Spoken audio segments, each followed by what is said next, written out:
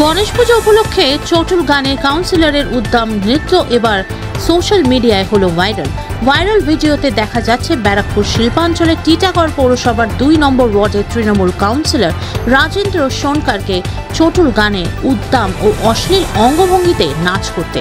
অভিযোগ, গণেশ পুজো উপলক্ষে চলা অনুষ্ঠান কাউন্সিলর এই ঘটনাটা ঘটিয়েছেন। আর এই ভিডিও ভাইরাল হতেই বিরোধীরা এই নিয়ে শোরগোল শুরু করেছে। তাদের দাবি, একজন কাউন্সিলর হয়ে এমন কাজ প্রকাশ্যে করা উচিত নয়। যদিও কাউন্সিলরের দাবি, এই ভিডিওটি 2004 সালের এখনকার নয়, তাকে ইচ্ছাকৃতভাবে বিরোধীরা তাকে ফাঁসানোর চেষ্টা করছে। এই প্রসঙ্গে ব্যারাকপুর সাংগঠনিক জেলা বিজেপির সাধারণ সম্পাদক রূপক মিত্রর পাল্টা দাবি, ভিডিওতে যে পরিবেশে তাদের সঙ্গে নাচতে দেখা গেছে কাউন্সিলরকে, এটা অপসংস্কৃতি বলে দাবি করে ধিক্কার জানালো বিজেপি নেতা। তার পাশাপাশি সাংসদ পার্থ ভৌমিককে নিশানা করে বলেন, তিনি নিজেকে সাংস্কৃতিক জগতের লোকজন বলে দাবি করলেও তার দলের লোকজনের দিকে নজর দেওয়ার জন্য আহ্বান জানান। যদিও এই ভাইরাল ভিডিওর সত্যতা যাচাই করেনি সংবাদ মাধ্যম। দেখুন হালি শহর থেকে সতীনাথ ভট্টাচার্যের বিস্তারিত রিপোর্ট, আরজি সমাচার। কি বলবো, এসব নিয়ে প্রতিক্রিয়া দিতে লজ্জা লাগে। যাদের শিক্ষা দীক্ষা কালচার, সে একটা তার সমাজে একটা মানে প্রতিষ্ঠা আছেন, এরকম একজন ব্যক্তি সমাজসেবার নামে যিনি দীক্ষা নিয়েছেন, নিয়ে সমাজসেবার জন্য নিজেকে নিয়োজিত করেছেন, সে যে গানে নাচতে দেখলাম, নাচা অন্যায় নয়, নাচা অপরাধ নয়, কিন্তু যে ভঙ্গিমায়, যে পরিবেশে, যে ধরনের মহিলার সঙ্গে তাকে নাচতে দেখা গেল, এটা কুরুচিকর ছাড়া আর কি বলবো বলুন। এই কুরুচিকর তৃণমূল কংগ্রেসের যা রুচি, সেই রুচিতে এর আগেও আমরা দেখেছি ছাত্র সংসদের ছাত্ররা কী গানে নাচছে, ছাত্রছাত্রীরা কী গানে নাচছে আমরা দেখেছি।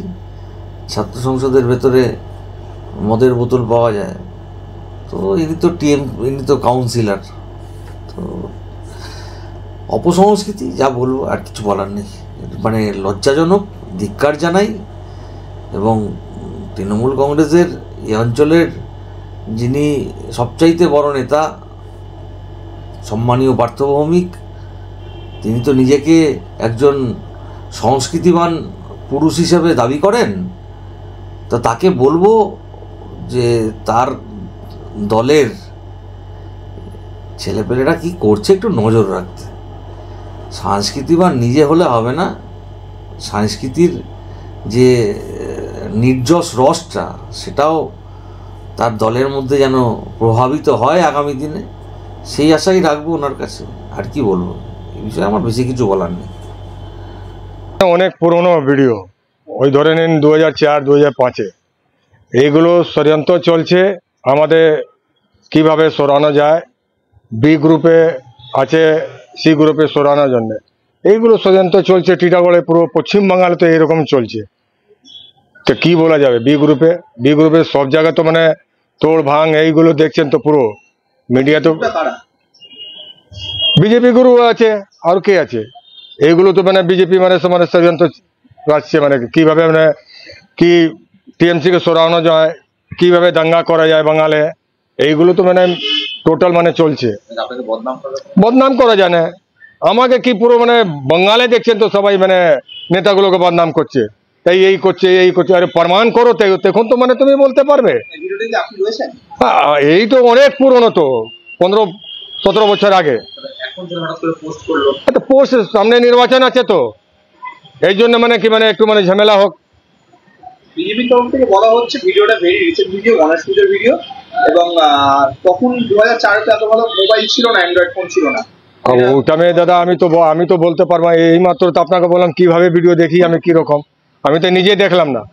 এইগুলো ষড়যন্ত্র চলছে পুরো পশ্চিমবাংলে, কিভাবে বদনাম করা যায়। ঠিক আছে, এইটাই তো চলছে। না না, কোনো এমনি আমি মানে কিছু করবো তখন তো দল থেকে আমাকে ফোন করবে বা মানে শাস্তি দেবে আমাকে। আমি তো এরকম কিছু করলাম না, আমাকে কেন মানে দল বলবে।